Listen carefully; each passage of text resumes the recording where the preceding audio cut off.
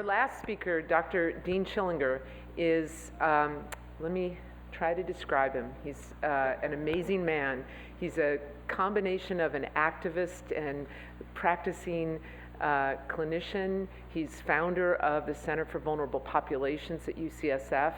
He's one of the first physicians to really take on actively trying to reach out and communicate in powerful ways to vulnerable populations about the diabetes epidemic.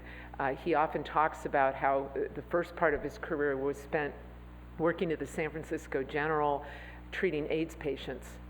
And now the AIDS patients have gone away, and now he treats diabetics. And he figures out whether the limb amputation has to happen, whether the dialysis needs to happen. And that, I think, has inspired him and motivated him in a very powerful way to take on this diabetes epidemic in communities of color in a very special way. The project he's going to talk about today has won prestigious awards. It's an absolutely path-breaking approach to talking to low-income kids in communities of color, having them talk to each other about diabetes. So welcome, Dean. First of all, thank you, Laura, and congratulations to the conference symposium organizers. This is an incredible, incredible day.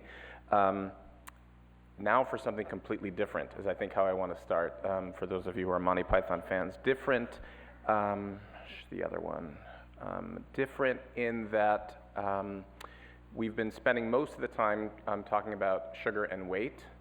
Anisha began to transition us a little bit to environment, and I'm really going to focus my presentation, which is really not mine, but young people's presentations, on the other parts of the acronym SSEW, which is stress and environment. And really what these young people are going to be talking about when they think about stress and environment really sounds like oppression. It's really about oppression, whether it's structural violence, institutional violence, history. All of this is experienced as oppression, and I think part of what we've been trying to do is to reframe the diabetes epidemic as a social justice issue, not just a medical, clinical, public health problem. So that's one way that it's different. The second way that it's different is that while I am a scientist, a clinical investigator, I've got lots of papers with p-values and bar graphs. This is going to be a presentation that brings together the arts and a very high quality art form, spoken word art performance, with public health. I arrived at this, and I'm not the first person to think of this, by the way, but I arrived at this partly because of a lot of frustration I felt when I was serving as the Chief of Diabetes Prevention and Control for the State Department of Public Health in Sacramento. I did that for like 25% of my job. And I was talking to Barbara Loraya earlier about our sons, but my sons specifically, and their challenges in math and their genius in music. And I want to share with you a story that I had with my sons on the last day of my job, my 5-year term as Chief of Diabetes Prevention and Control. I said to my family, today was my last day, and you know, when I took the job, 1 in 9 Californian adults had type 2 diabetes, and now, 5 years later, 1 in 8 do. And my boys looked at me and said, "Wow, Dad, you're awesome." So I said, being the wise ass, so you mean without me it would have been 1 in 7, right? Is that what you're saying? So my point is that speaking to young people in the ways that we speak to each other is just not going to work. The other point is, while I was Chief of Diabetes Prevention and Control, I spent a lot of time talking to legislators and assembly people about this epidemic and the implications it will have on the future of their constituents and the economic well-being of their communities. And I was met with blank stares and deaf ears. You know, it just wasn't rolling off their tongue. Diabetes is something I'm going to work on as a representative of my community. And partly that is because the predominant discourse around type 2 diabetes in our society at that time, and still to a large extent today, is one of shame and blame. In communities of color, diabetes is stigmatized, diabetes is invisible. Either everybody has diabetes and nobody talks about it, or we know everybody has diabetes and we don't want to talk about it, and if you have it, it's your fault because of what you're eating and what you're drinking. And the part of the population, the whatever it is now, the 86% of the population that doesn't have diabetes believes that the people who do, that 14% who do now, by the way, it was 3% 20 years ago, the 14% who do are doing it because of the bad choices they make. So that is the predominant discourse. So I was blue in the face in Sacramento, and then I went to a fundraiser at Youth Speaks, which is a spoken word organization here, nation's leader in spoken word and youth empowerment, and I heard a performance by a 16-year-old girl who was a foster child who had been taken on by Youth Speaks, and she found her voice in Youth Speaks. And I heard her, I was just one of 500 people in the audience, perform this poem, which she has somewhat tweaked a little bit, but it was the genesis of the Bigger Picture campaign. I'm going to play the poem and the video for you, and then we're going to have a discussion about it. What I'd like you to pay particular attention to is the fact that A, she was 16 years old when she wrote this poem. B, focus on the themes of today: stress, addiction, weight, self-esteem, and oppression, and listen to how she weaves this into her poem. Okay.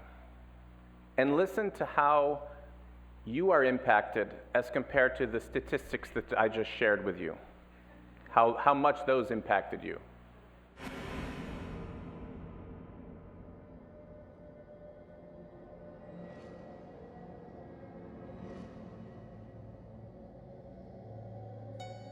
We eat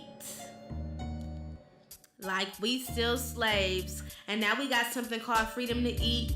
But granny still chooses salt-covered pig's feet, and I still choose whatever is given to me yet.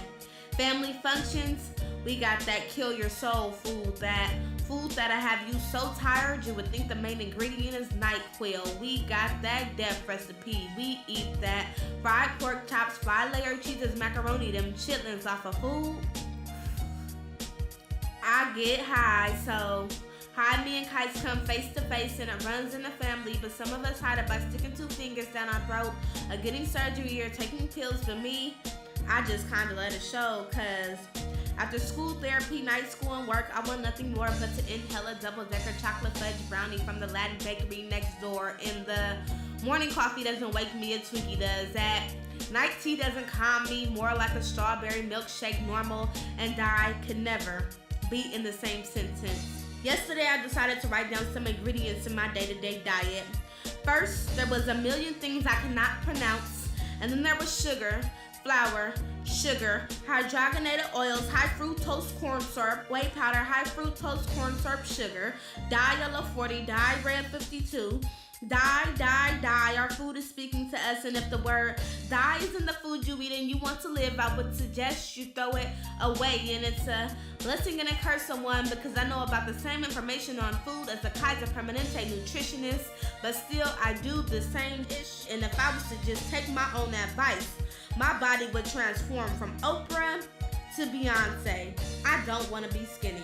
Just want to be able to incorporate movement into a 3-minute poem without running out of breath. Just want to play tag with my sister without tagging the bass. Just want the smile to be genuine when I put it on my face, cause I'm not happy, and I'm tired of hiding behind big coats and hoodies, behind pulling my jeans over my gut behind this girdle. And it's gotten at its worst when the vegetables this family eats are even more unhealthy than my granny's pig's feet. We eat them overcooked greens with bacon bits and ham hocks. We eat that broccoli with extra butter and half a pound of cheese.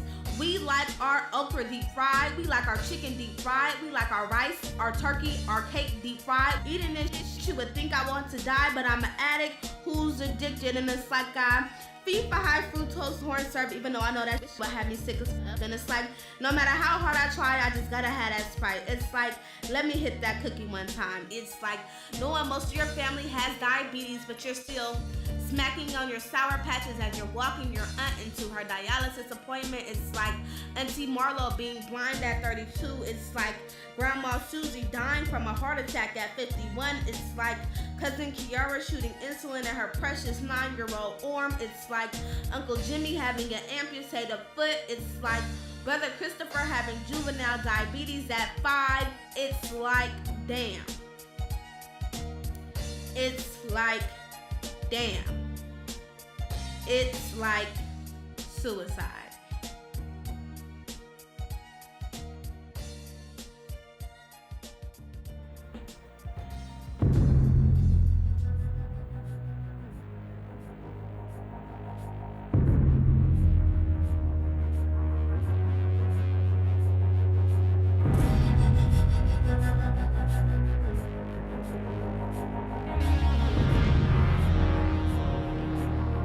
Give it up for Erica Shepard.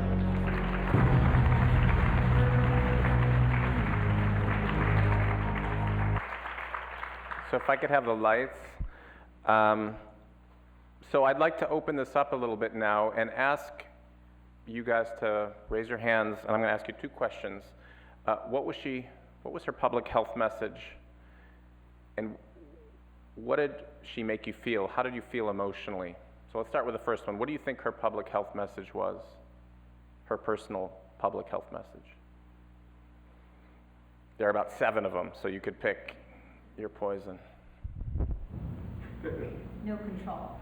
Lack of control, okay, this is again getting back to the theme of oppression, that I don't have a lack of control. And how did that get conveyed to you, that sense of lack of control? What was it? Was it imagery or was it words? Part of it was that she was in a social and family context where everyone has the same problem. Right, she was trapped in a social and family context in which the same shit, we have to change that to ish, the same shit, keeps happening. What else, what other messages was she conveying? Bob? Ignorance.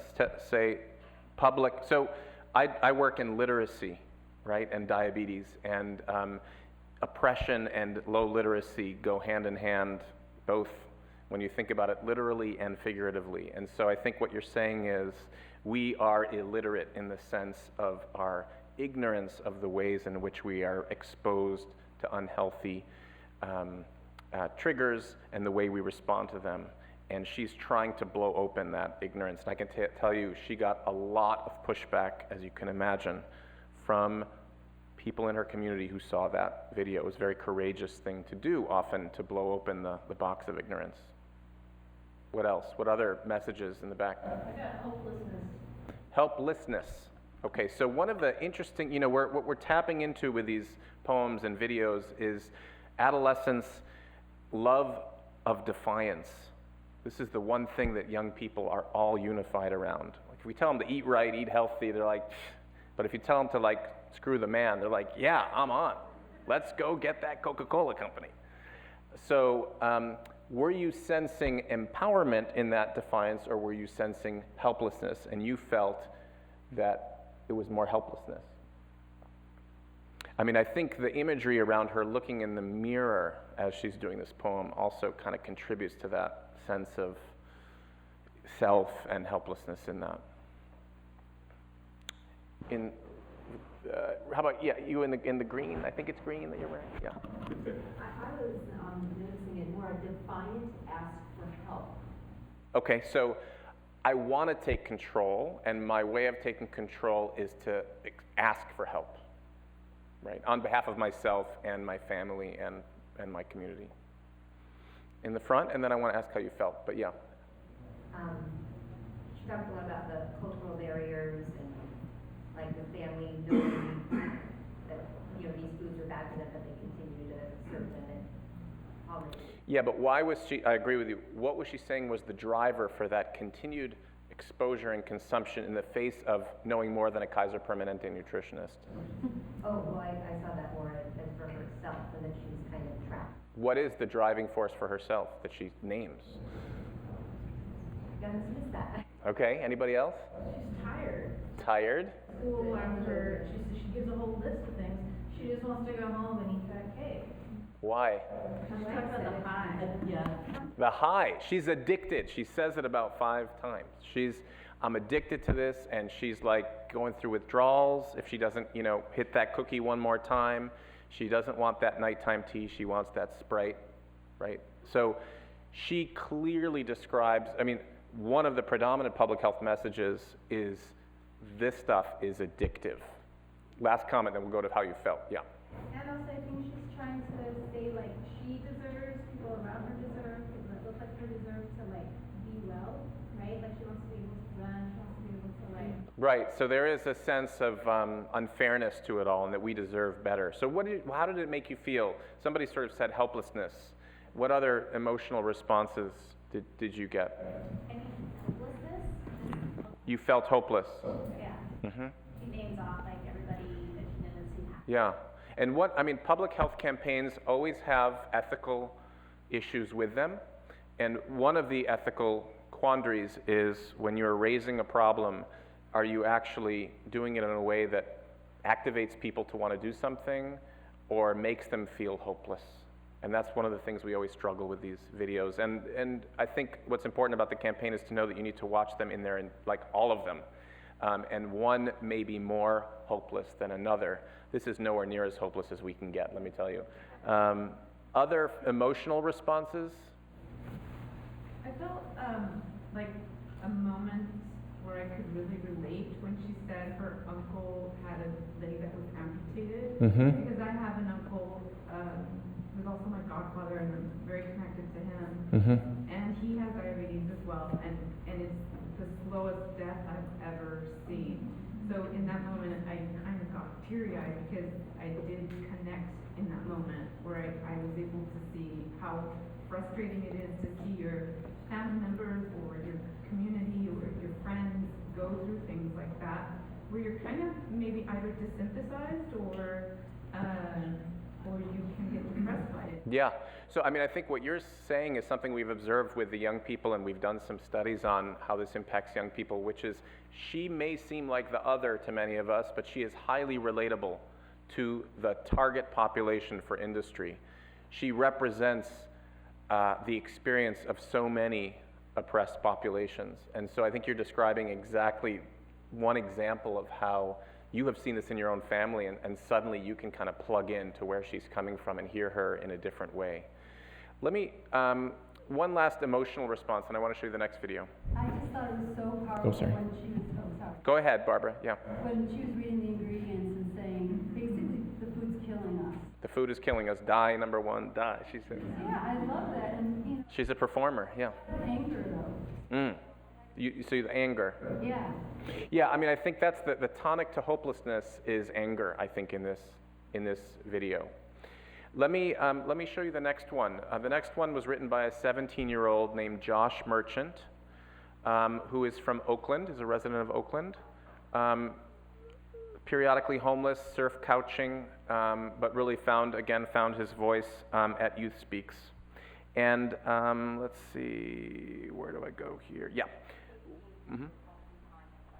Okay, sure. So I'm going to prepare you to keep your questions and answers to yourselves and talk about it in the break. I want you to pay attention.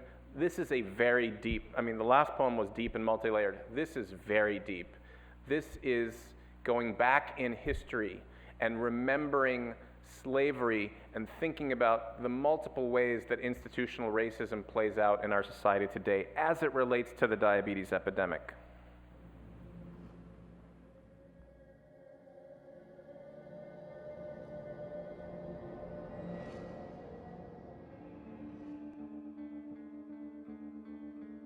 My friend James is in the 8th grade. He doesn't have enough money to support his own diet. He's not a vegetarian, mostly out of fear of starving in his own home. He doesn't know what it's like to work in a factory, but he pictures something similar to his current public school when he first imagined farming. He dreamed of straw hats, pitchforks, cows, and barns. It was like a fairy tale. He didn't know about the mounds of metal and synthetic material used to create what he eats. Because of this twisted food system he's slaved to, his body is systematically inclined to break down, like the buildings that are broke down for new shopping centers, forcing his neighbors into homelessness. At this rate, he won't be able to differentiate corporate farmers from drug dealers. Similarities are too strong, selling harmful products to innocent people for extensive profits, but like crack, the dollar menu is cheap. The ingredients are addicting. He keeps buying. When James wakes up in the morning, the most difficult question he has involving food is how much is there in the fridge? 3 boxes of generic pasta in the freezer, 1 box of Captain Crunch he might have if there's any milk left. He built walls out of sugar. Easy to hide behind the taste buds, bombarding the focus of issues in his life. It's like being high for at least 10 minutes whenever he's able to find room to consume. He's not eating to save the economy or the geological state of the planet. He's eating because he's hungry. So very hungry, the personal survival that allows for not realizing he's hurting himself in the process. James hasn't experienced the taste of fruits pure of attack by pesticides, just like he hasn't experienced a neighborhood that hasn't been attacked by bullets. Some things just go hand in hand in his life. Corruption and lack of money, money and lack of opportunities, opportunity and non-organic meals. He can't hear the cries of exploited farmers, ruined land, dirty water, abused cattle, polluted air when he bites into Big Macs. Because the cries of mothers with shattered backs from their seeds slipping into cracks with no sunlight or a little bit louder and too close to home. The stains of blood permanently marked on his flesh from a friend dying in his arms are a little bit brighter in his mind than the tears of slaughtered animals. He was raised to treat spilled milk the same way he treats spilled blood. Gotta suck it up. Doesn't matter if it's full of pus lying across the floor, his mother paid too much for it. Suck it up. Doesn't matter if wounds are fresh with gunpowder, tears won't fill bellies or heal scars. He doesn't care about eating responsibly. His responsibility is to shut down the sound of his stomach growling. He hates that noise. It's a constant reminder that he is a product of his environment, genetically engineered to fail, bloodlines to the stories of ancestors, natural habitat, shipped across the ocean in tight packaging in order to be processed into free laborers. He can still feel the whips of approval on his back. He can't take being ridiculed, being a part of 2 uncontrollable destructive systems at the same time. James is only 13. His mind wants to forget it all. His body is getting weaker. His heart, the bridge between his mind and body, is leading the way to his unhealthy soul.